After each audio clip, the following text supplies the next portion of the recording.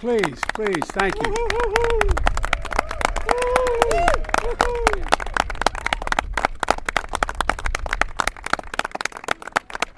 By the way, folks, I say to my dad, Dad, they're mispronouncing Baltimore. My dad and the Biden, please sit down.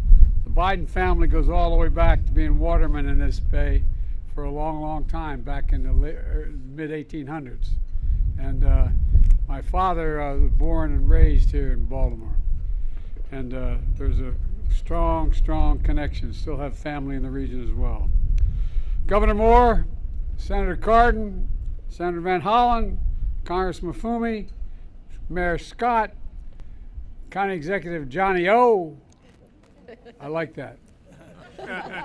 Johnny O, ho, ho. To all the military members and first responders, and most importantly, the people of Maryland, I'm here to say your nation has your back, and I mean it. Your nation has your back.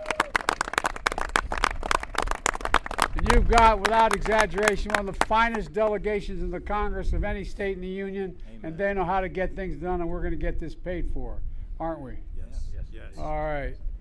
I was just briefed by the Unified Command about the ongoing impact of this tragic collapse of the Francis Scott Key Bridge last Tuesday. The damage is devastating, and our hearts are still breaking. Eight construction workers went into the water when the bridge fell. 6 lost their lives. Most were immigrants, but all were Marylanders. Hard-working, strong, and selfless. After pulling a night shift fixing potholes, they were on a break when the ship struck. Just seconds before, one of the men, named Carlos, who was only 24, left a message for his girlfriend. Here's what it said. "We just poured cement. We're waiting for it to dry," he said. Well, to all the families and loved ones who are grieving, I've come here to grieve with you. We all are. It's not the same, but I know a little bit about what it's like to lose a piece of your soul, to get that phone call in the middle of the night to say family members are gone. I've been there. It's feeling like having a black hole in your chest, like you're being sucked in, unable to breathe. The anger, the pain, the depth of the loss is so profound. And we know it's hard to believe, and you're probably not going to believe me, but I can tell you now from personal experience, the day is going to come when the memory of your loved one as you walk by that park or the church or something that you shared together is going to bring a smile to your lips before it brings a tear to your eye. It's going to happen. It's going to take a while, but I promise you it will happen. And that's when you know you're going to be able to make it. I promise you it will come. And our prayers for you is that time comes sooner rather than later, but it will come. We'll also never forget the contributions these men made to this city. We're going to keep working hard to recover each of them. And you know, my vow is that we will not rest, as Carlos said, until the cement has dried on the entirety of a new bridge. A new bridge.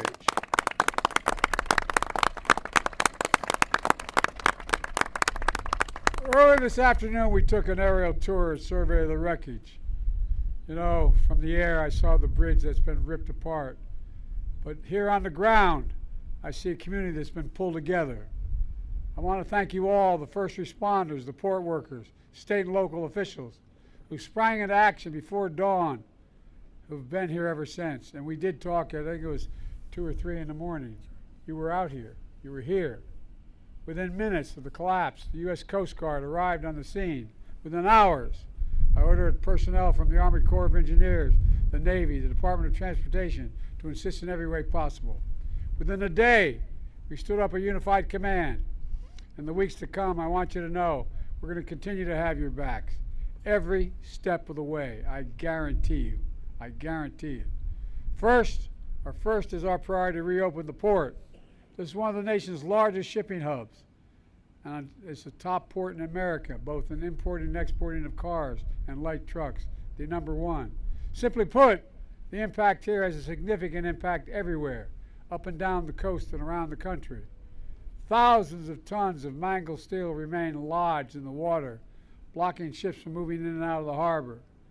I've directed the Coast Guard, the Navy, and the Army Corps of Engineers, who are, by the way, the finest engineers in the world, and the state officials to work together to help remove this steel as quickly as possible and as safely as possible. So far, our team has been able to clear 2 small channels for essential ships, helping clear the wreckage. And yesterday, the Army Corps announced that by the end of April, they'll be able to open the 3rd channel for some commercial traffic, including car carriers. And by the end of May, we'll open the full channel, the full channel.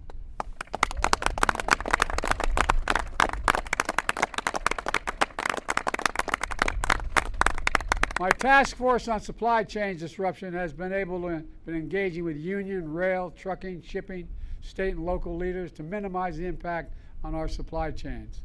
And I'm proud to announce that the federal government will provide over $8 million in grant funds to make the infrastructure improvements at Sparrows Point as the only port unaffected by this collapse, which will allow Sparrows Point to take on more ships. And that's happening now, will happen shortly. Second, we're focused on protecting the workers and businesses. Folks, 20,000 jobs depend on this port. 20,000 families depend on this port to buy groceries, to make rent, to pay their bills.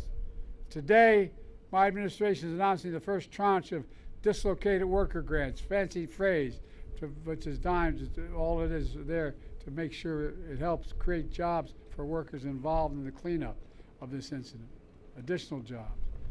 My Small Business Administration has also issued a disaster declaration, which will allow the SBA to offer low-interest loans for small businesses impacted by the collapse in order to keep things moving.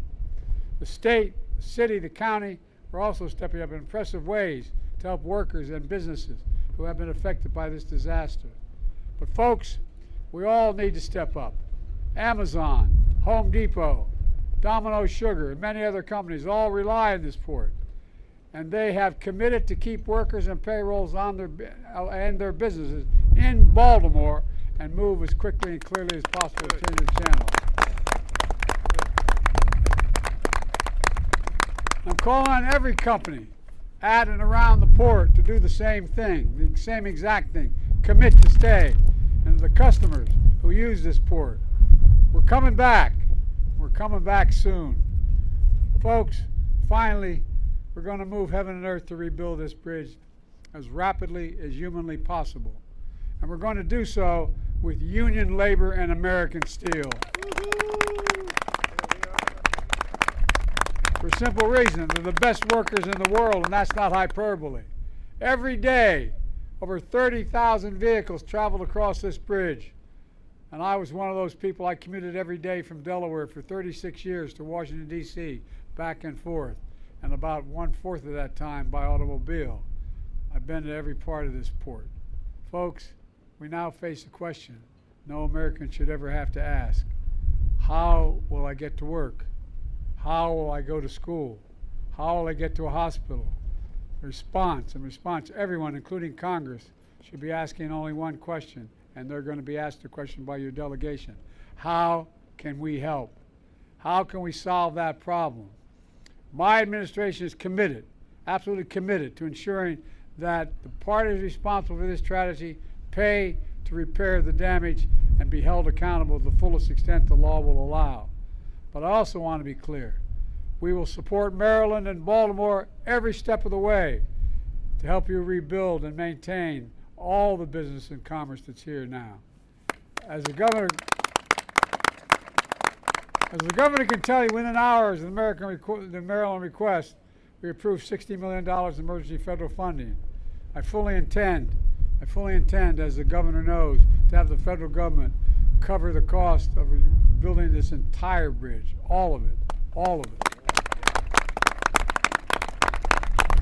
As we've done in other parts of the country in similar circumstances. When I stand here, I call on Congress to authorize this effort as soon as possible. Let me close with this. This port is over 300 years old.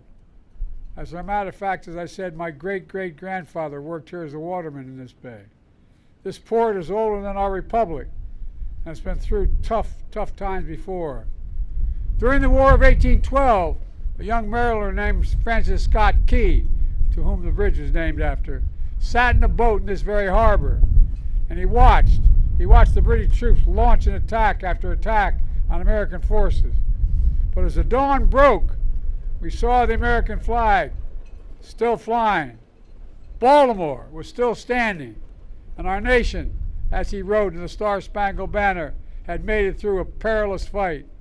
Folks, this is going to take time, but Governor Moore, Senator Cardin, Senator Van Hollen, Congressman Mafumi, Mayor Scott, County Executive Johnny O, and others are going to rebuild this bridge as rapidly as possible.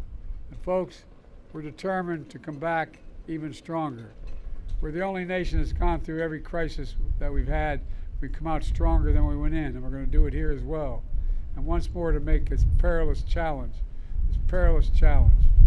You know, because we're the United States of America, there's nothing beyond our capacity when we do it together. Think about that. Remember who we are. We're the United States of America. Nothing is beyond our capacity. May God bless you all, and may God protect our troops, our first responders, and all those who gave their soul. Thank you, thank you, thank you.